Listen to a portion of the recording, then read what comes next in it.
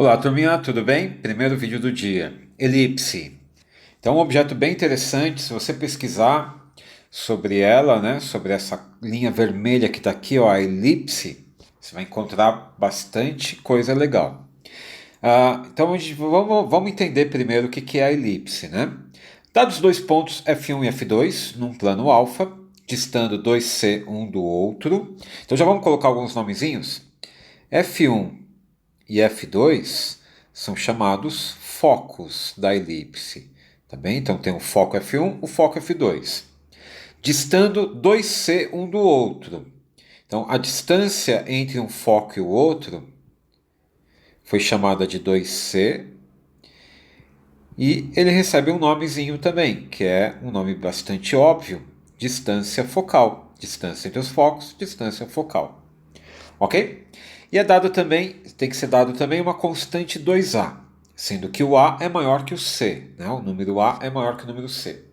E aí definimos a elipse como o lugar geométrico dos pontos P do plano alfa, cuja soma das distâncias até o F1 e até o F2 é igual a 2A. Então a soma de PF1 mais PF2 tem que ser igual a 2A. Ok? Aí repara que tem esse ponto A1 e A2 aqui. Então A1, A2 é chamado do quê? É um eixo da elipse que contém os focos, né? Ele é chamado de eixo maior da elipse. Esse ponto eu esqueci de dar nome, ó, vamos chamar de ponto O. Ele é o centro da nossa elipse. Então a elipse tem um centro. E essa linha que é perpendicular ao eixo maior, passando pelo centro, é o B1, B2, né? E é chamado de eixo menor da elipse. Tá bem? Então, se um ponto está na elipse, lembra, né?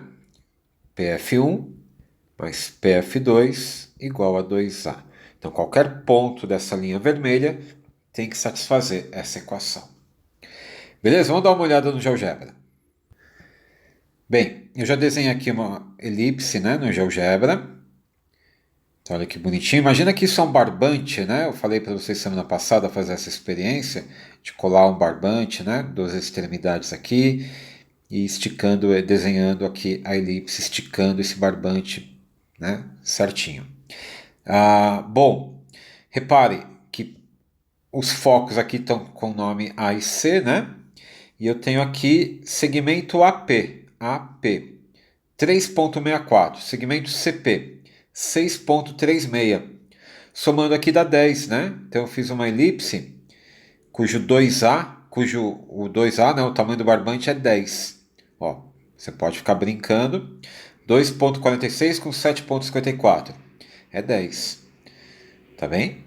Então sempre 10. Ó, 2,7, 7,3, 10. Eu posso até escrever isso aqui. Quer ver? Né? Você vê que as distâncias aqui, segmento AP e PC, está como H e I. Então eu escrever H mais I, então Enter, ó, H mais I está anotado ali como 10. Tudo bem? Ó, não varia, né? Porque é 10 sempre. Tá? Então H e I variam e o H mais I não varia.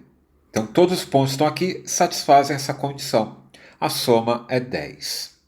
E uma coisa muito legal, muito importante, é isso aqui. Então repara, quando eu chego nesse ponto extremo, né, na extremidade do eixo maior, o PC aqui, no caso, né, o PF seria o PF2, né, o PC, encobre o PA. O PA fica embaixo do PC. Então repara que PC mais PA, ele tem o tamanho de quem? O tamanho do eixo maior. Porque essa parte que está encoberta aqui do PA, né, ele caberia direitinho aqui. Então PC mais PA, PC mais PA é o tamanho do eixo maior. Olha que resultado surpreendente, né? Eu acho bastante contraintuitivo. Porque, repara, PA mais PC me parece ser muito maior do que o eixo maior. E não é, é do mesmo tamanho. A gente pode até brincar um pouquinho aqui, né? Eu marquei. Não.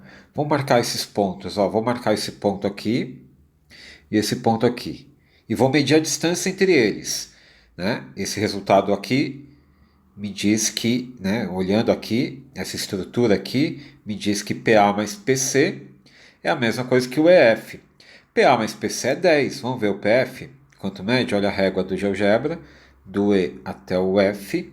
Mede quanto? 10 também. Surpreendente. Na minha opinião, um resultado bastante contraintuitivo. Tá? Então tá aqui. H mais I é 10 e a distância F também é 10. Então, o eixo maior é o tamanho desse barbante aqui. Tudo bem? Então, na elipse isso sempre acontece. Vamos voltar para aquela tela, para a tela estática. Muito bem. Nessa tela aqui, eu coloquei o ponto P bem em cima do ponto B2, tá bem? Então, repara que PF2 está com o mesmo tamanho do PF1. Mas lembra, né? PF1 mais PF2 é o 2A. Então, eu poderia falar que aqui é A e aqui também é A. Certo? E lembra que o A1, A2 é A, né? Então, olha só que legal. Essa medida aqui, que é o semi-eixo maior, né? Metade do eixo maior, é essa medida aqui. É igualzinha. Tá bem? Tá? Mas eu só quero destacar aqui por enquanto. Aqui é A. Lembra que F1 e F2 é 2C. Então, se é 2C, eu posso pôr C aqui e C aqui, né? A elipse é simétrica. Bom, eu só quero destacar um lado, então não vou ficar copiando C, C, A, tá? Bem, então temos o seguinte, né? Que... Opa. A1, A2 é o eixo maior, A1, A2 é o eixo maior, que é 2A, é o mesmo tamanho do PF1 mais PF2, né? F1, o B1 e o B2 é o eixo menor. E a gente vai dar nome para eles também. Vamos chamá-los de Bzinho. Então, Bzinho aqui em cima, Bzinho aqui embaixo. Tá? O de baixo eu não vou escrever, mas o B1 e B2 a gente vai chamar de 2B, a medida dele. E F1 e F2 é a distância focal, né? Que é 2C. Então, essas letrinhas A, B e C, elas estruturam a nossa elipse, né? E tem uma relação notável entre elas, que é qual? A relação notável entre A, B e C é que A quadrado é o Pitágoras, né? É B quadrado mais C quadrado. Tá bem? Então, A, B e C estrutura a elipse aqui. E mais uma coisa legal. Uma palavrinha nova. Excentricidade. Então, toda elipse vai ter uma excentricidade que é dada por E igual a C sobre o A. Note que, né, o C é um cateto A hipotenusa nessa estrutura aqui. Então o C tem que ser menor que o A, que estava no enunciado também, né? O A maior que C. Bem, o que mede a excentricidade então? Repara que como o C é menor que o a excentricidade nunca vai passar de 1. Mas o que acontece quando ela se aproxima do 1? Né? O maior valor dela é chegar perto do 1.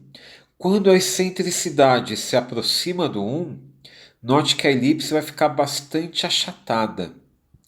E por que ela fica bastante achatada? Porque se o C sobre o A está perto do 1, quer dizer que o C está perto do A. O tamanho do C, o tamanho do A é muito próximo.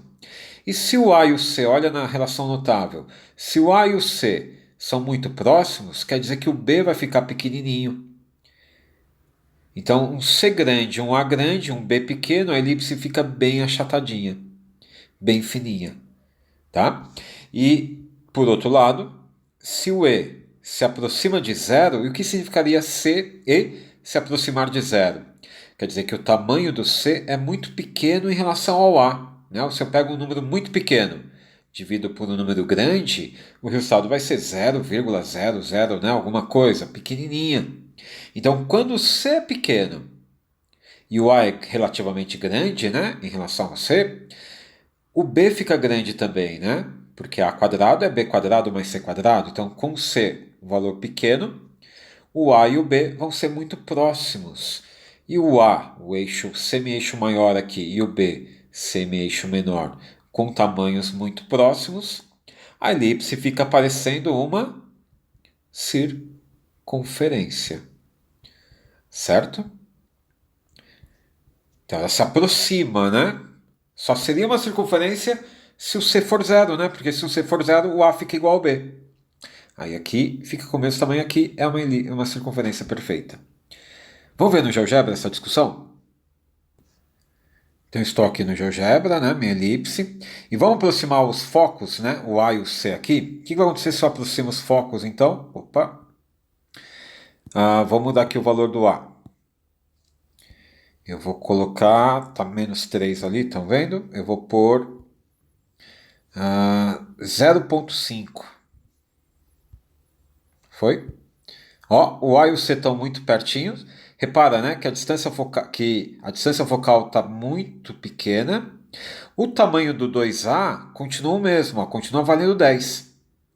E a elipse ficou parecendo uma circunferência. Na verdade, você diria que é uma circunferência. Qualquer um diria que isso aqui é uma circunferência, né? Mas não é. Ela está um pouquinho achatada, bem pouquinho. Ela tem uma excentricidade aqui, 0,0 alguma coisa, né? Sei lá, uma excentricidade muito pequenininha. Tá? Agora vamos aumentar o tamanho do A aqui. Vamos aumentar o tamanho da distância focal. Vamos fazer o C ficar grande, relativamente grande. Então vou pôr aqui, por exemplo, ele não pode passar do A, né? O 2A é 10, quer dizer que o A é 5. Então eu vou colocar aqui, opa, fiz bobagem. Menos 0,5, eu vou pôr menos 4,5. E dou um Enter aqui.